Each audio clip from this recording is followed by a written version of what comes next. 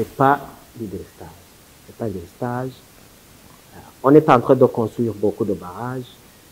Bientôt, nous allons avoir dans notre réseau interconnecté à peu près 62 MW.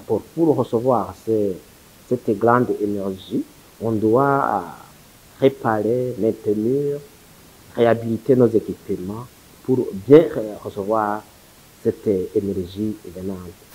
On coupe à 23 h parce qu'on suppose que de 24 h à 6 h, la population se repose. La plus grande partie de la population dorme. Dans ce cas, alors, c'est le moment de bien préparer nos équipements, de bien réparer nos équipements et de les maintenir.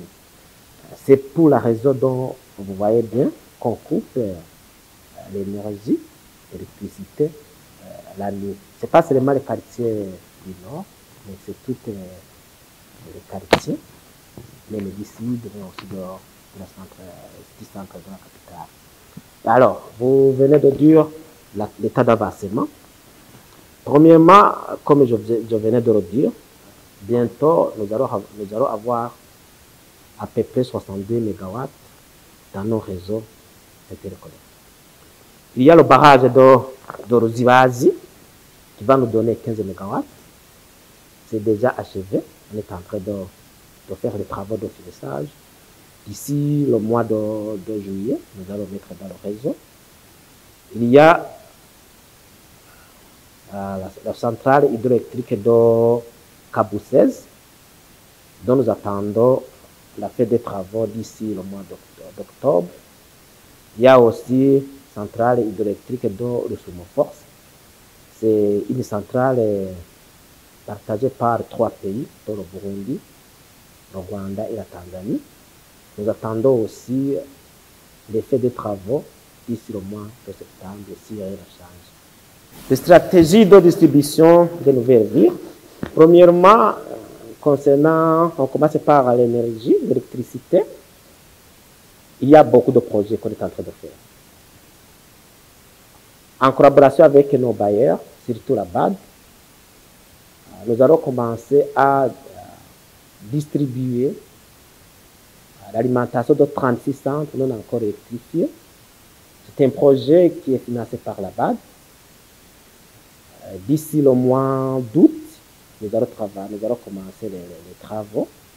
Nous avons déjà mis en place l'unité d'exécution. Toutes les processus qui concernent la régie des zones, nous avons déjà terminé. Ça reste seulement le premier décaissement. Et avec la BAD, on m'a promis que d'ici peu de jours, on va commencer le premier décaissement. Et les DAO, nous avons déjà lancé les DAO. C'est pourquoi je vais vous garantir que ce projet avance bien et que d'ici 2 mois, nous allons démarrer. Parmi les 36 centres, il y a 21 communes non encore électrifiées, dont même ma commune natale, Musongati. Vous savez, c'est une commune très stratégique avec le nucléaire. Les autres villes, avec le budget propre de la régie des eaux, nous allons continuer à faire des extensions pour quand même augmenter le taux d'électrification. Parce que maintenant, nous avons un taux d'électrification très bas.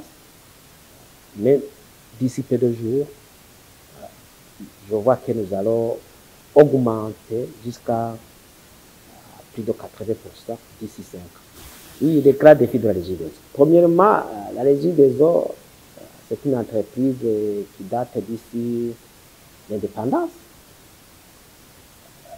Les équipements qu'on avait dans les années 60 n'ont pas tous changé, on n'a pas encore le remplacé.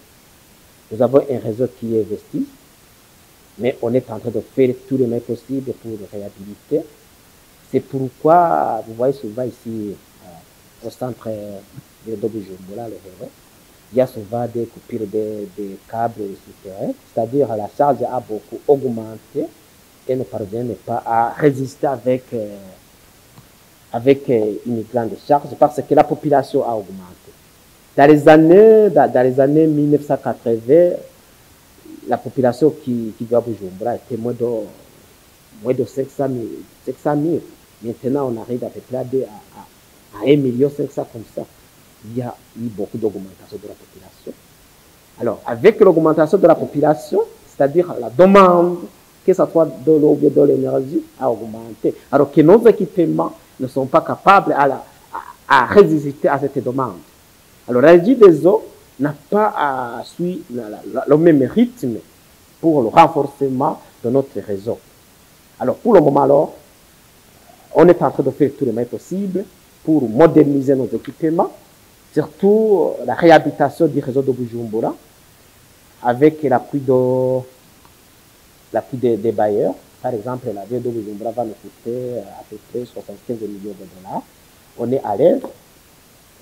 D'ici peu d'années, nous allons corriger tout. Concernant le grand défi que nous avons, mais aussi il y a l'augmentation du taux d'électrification. Il faut qu'on augmente le taux à l'accès à l'énergie. Ça aussi, comme j'ai déjà dit, on est en train de faire tout le mieux possible pour augmenter la production de l'énergie électrique. Parmi les barrages que j'ai cités, il y a un barrage que je pense parce que ça va, les travaux vont s'achever d'ici l'année prochaine, fait 2023, c'est le barrage de centrale électrique de Gigi Moulembo. C'est des rivières. Les deux rivières vont nous donner à peu près 50 mégawatts. Concernant l'eau, vous savez bien que l'eau, c'est la vie. Nous avons vraiment un manque considérable de l'eau. Le même problème, la population a beaucoup augmenté. La population a beaucoup augmenté, mais la régie des eaux n'a pas suivi le même rythme. Et pour le moment, on est en train de faire tout le moins possible pour récupérer le temps perdu. C'est-à-dire, nous devons travailler pour récupérer le temps perdu. Il y a plusieurs projets qu'on est en train de faire, surtout le traitement de cette rivière. Je peux citer par exemple Agitega Virunga, mais aussi ici à Bujumbura, Nahangwa. Il y a aussi les projets d'adduction d'eau potable et gravitaire avec les sources d'eau Mathiazo, dont nous attendons d'ici 3 mois. On peut espérer que ce projet sera terminé. Il y a aussi l'eau qui viendra de la commune Isale. C'est une source vraiment très abondante qui va soulager la population. Mais aussi à l'intérieur, je peux citer Nyanzarak, Malo, ce sont des Chibitoki, ce sont des endroits où vraiment nous avons un manque qu'il y a de l'eau. Là aussi, on est en train de faire tout le possible pour qu'on trouve une quantité importante. Il y a aussi le traitement des eaux qui se trouvent dans les rivières, mais aussi les forages. On verra les grands défis dont la régie des eaux connaît.